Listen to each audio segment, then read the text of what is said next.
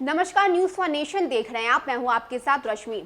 खुद को प्रधानमंत्री नरेंद्र मोदी का हनुमान बताने वाले चिराग पासवान को आज अपने राम का भी सहारा नहीं मिल रहा। जी हां, जदयू के तरफ से ऑपरेशन लोजपा चलाए जाने के बाद चिराग पासवान अकेले पड़ गए हैं। वही चिराग पासवान जिन्होंने बिहार विधानसभा चुनाव में खुलकर बीजेपी का साथ दिया था, यहां तक कि उन्होंने ये भी कहा था कि वो प्रधानमंत्री नरेंद्र मोदी के हनुमान हैं। लेकिन इस वक्त जब उन्हें बीजेपी के सहारे की जरूरत है, बीजेपी की जरूरत है, तो बीजेपी ने चुप्पी साध ली है।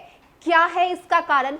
क्यों बीजेपी चुप है? इसकी पूरी इनसाइड स्टोरी हम आपको बताने जा रहे हैं। लोक जनशक्ति पार्टी सुप्रीमो चिराग पासवान ने बीते विधानसभा चुनाव के दौरान राष्ट्रीय जनतांत्रिक गठबंधन में रहते हुए सहयोगी जनता दल यूनाइटेड के खिलाफ अभियान छेड़ दिया था। उन्होंने खुद को प्रधानमंत्री नरेंद्र मोदी का हनुमान बताते हुए भारतीय जनता पार्टी के प्रत्याशियों को वोट देने की भी अपील की थी। इस कारण जेडीयू बिहार विधानसभा चुनाव में तीसरी बड़ी पार्टी बनकर रह गई। एनडीए में भी उसकी पहले वाली हैसियत नहीं रही। उसी वक्त से मुख्यमंत्री नीतीश कुमार की आंखों की किरकिरी बने चिराग पासवान के बंगले पर अब जेडीयू का तीर बिल्कुल निशाने पर बैठा है। चिराग को अपनी ही पार्टी ने बेदखल कर दिया है। खास बात यह है कि एलजेपी के इस आंतरिक मामले पर जेडीयू चिराग के खिलाफ बयान दे रहा है, तो बीजेपी ने चुप्पी साध ली है। ऐसे में सवाल उठता है कि बीजेपी आखिर चुप क्यों है?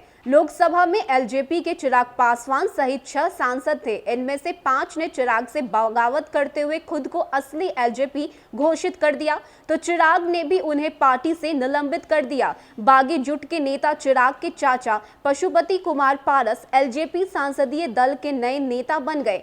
साथ ही पार्टी की राष्ट्रीय कार्यकारिणी की आपदा बैठक में चिराग पासवान को राष्ट्रीय अध्यक्ष पद से भी हटाते हुए राष्ट्रीय उपाध्यक्ष सूरजभान सिंह को कार्यकारी अध्यक्ष बना दिया। उन्हें अगले अध्यक्ष के चुनाव की जिम्मेदारी भी दे दी गई। इसके बाद चिराग पासवान ने भी राष्ट्रीय कार्यकारिणी की बैठक कर 5 बागी सांसदों पशुपति कुमार पारस, चौधरी महबूब अली कैसर, वीणा देवी, प्रिंस राज और चंदन सिंह को पार्टी से निकाल दिया। स्पष्ट है, चिराग व बागी के बीच पार्टी पर कब्जे की जंग तेज हो रही है। ऐसे में एलजेपी की इस टूट पर राजनीति भी गर्मा गई है। चिराग पासवान को राष्ट्रीय जनता दल की ओर से भाई वीरेंद्र ने अपने पाले में आने का ऑफर भी दे दिया है। उधर एलजेपी के बागियों ने खुलकर मुख्यमंत्री नीतीश कुमार की तारीफ की है।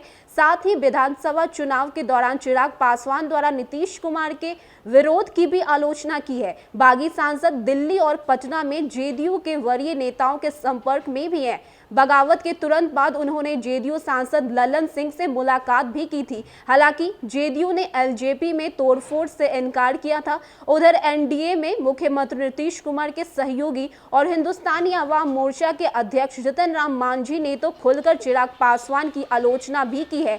खास बात यह है कि एनडीए में सबसे बड़ी पार्टी बीजेपी केंद्र सरकार में अपने सहयोगी एलजेपी में मची इस जंग पर चुप बैठी है। बीजेपी के प्रदेश प्रवक्ता प्रेमचंद्र पटेल ने कहा कि एलजेपी में घमासान उसका आंतरिक मामला है। बीजेपी के प्रदेश अध्यक्ष डॉक्टर संजय जायसवाल ने भी इसे एलजेपी का आंतरिक मामला करार दे दिया। उन्होंने यह कहकर बीजेपी का रुख स्पष्ट कर दिया कि एलजेपी अलग पार्टी है और उसके आंतरिक मामले पर बीजेपी कोई टिप्पणी नहीं करेगी। ऐसे में सवाल यह है कि चिराग पासवान को लेकर बीजेपी चुप क्यों है? माना जा रहा है कि बीजेपी चिराग का समर्थन कर बिहार की अपनी स्थिर सरकार को खतरे में डालना नहीं चाहती है। मुख्यमंत्री नीतीश कुमार की चिराग पासवान से नाराजगी हद पार कर चुकी है। उधर पश्चिम बंगाल विधानसभा चुनाव में हार के बाद से बीजेपी बैकफुट तो जेडीयू फ्रंट फुट पर है। इस बीच आरजेडी सुप्रीमो लालू प्रसाद यादव जमानत पर जेल से बाहर आ चुके हैं। बीजेपी समझती है कि सियासी उठा पटक के